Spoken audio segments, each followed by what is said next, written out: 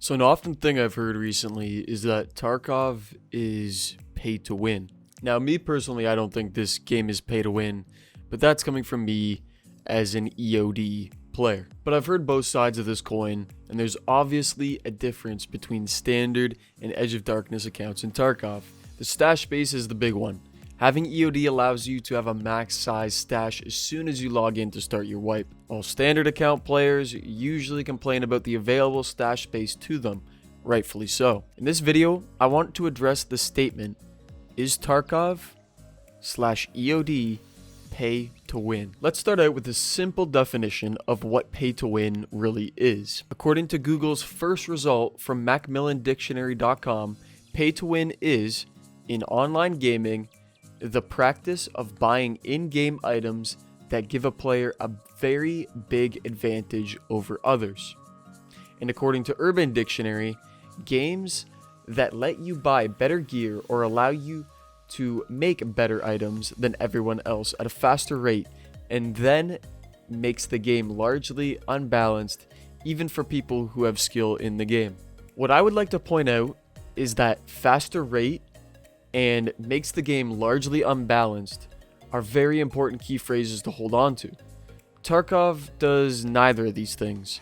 EOD does not allow you to heavily progress over other players and doesn't create an unbalanced game. EOD and standard players both have the opportunity to hit their shots, kill the enemy, loot, and extract. So let's start off with saying what advantage EOD has over others. One is stash space, trader reputation, and container size. The first area I want to talk about is the container size advantage having EOD. So let's dive into each one of these containers and see how much money a player can save. Okay, let me start off with saying you might not agree completely with my choices of what I would use in the container, but for just a rule of thumb, we're calling ammo just at 25k per slot. Just to be simplistic, we're using Golden Star as well as our painkiller. We're also using the Alu Splint, of course, and that's all you really need to know anyways.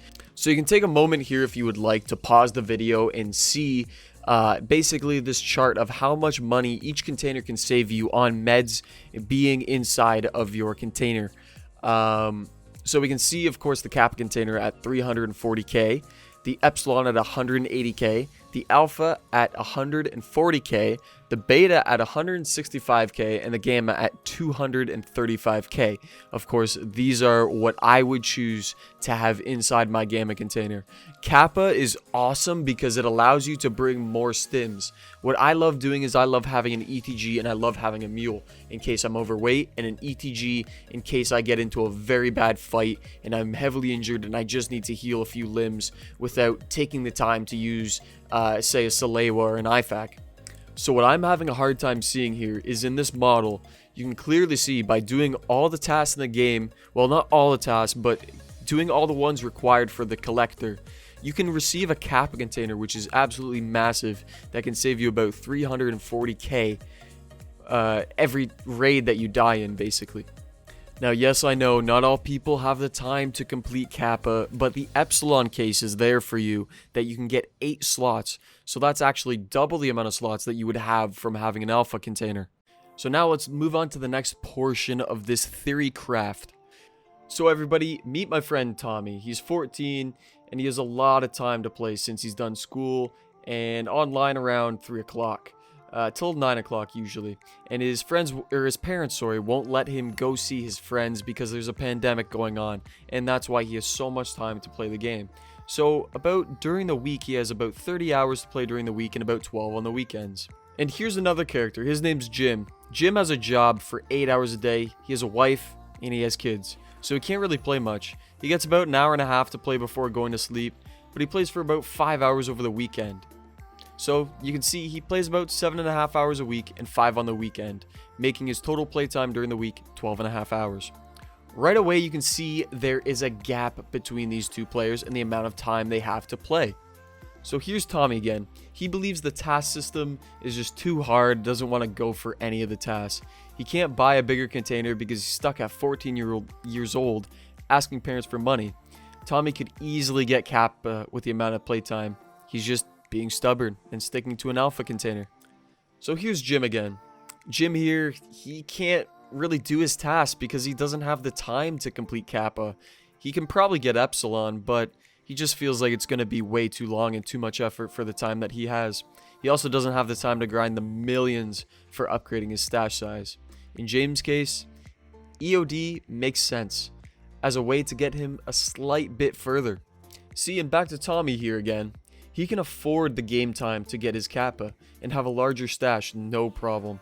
He has a stash worth millions and millions on hand. Tommy deserves his stash value, but he's being stubborn and should probably do his task for Epsilon. And back to Jim here for a second. Jim can't afford the time to get his Kappa and would rather use his rubles on gear versus his stash size. Jim doesn't have a lot of gear, but he manages. His traders aren't high level either, so he spends a lot. Jim deserves his Gamma container. So let's expand on this one more step.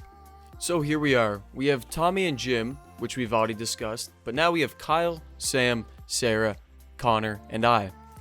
Anyways, we all play a variety of different hours across the board. Now, you can see Tommy at 336 raids a month. What we're saying here is the survival rate is 50, so divide 336 by half, and he has 168 deaths, and do that for every single one of our contestants here. So now let's bring this over to one of my favorite places to review spreadsheets and data, Excel. So as you can see, the first column goes over which container the person has. The second column is the name of the character that we're talking about. And next over is the raids killed in action. So that's how many raids they've died in that month. Next is how much value in the container they have. Now, we discussed this concept earlier when I was talking about what I would put into each container and what I would bring for meds. So here we are. Now that you're going to take the raids KIA multiplied by the value in container, and that's how much of the rubles you're going to be saving a month. So we can clearly see Tommy is doing just fine with the amount of playtime he has, saving over 23 million rubles a month, compared to now we can see Jim only saving 11.75 of a million every month. That's not very substantial when you think that this game is pay to win. The concept I'm calling this is pay versus time. See, Jim clearly does not have the time to play as much as Tommy, and Tommy still saves way more than him having even an alpha container.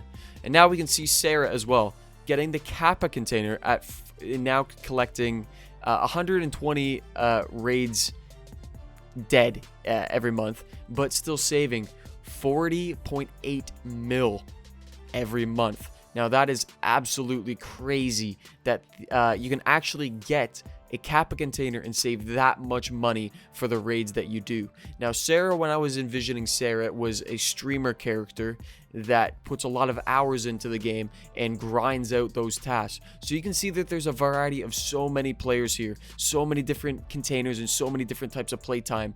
And on average, the lower playtime players, anywhere from the 50 KIAs up to the 80 KIAs a month, they're all sitting around the the low teens for saving rubles from deaths. Really, I don't believe that this game is pay to win in this aspect at all. It's pay against time. So now let's talk about some things that make this game non-pay to win. Let's talk about how every single raid is diverse and you have the chance of winning or dying in every single raid.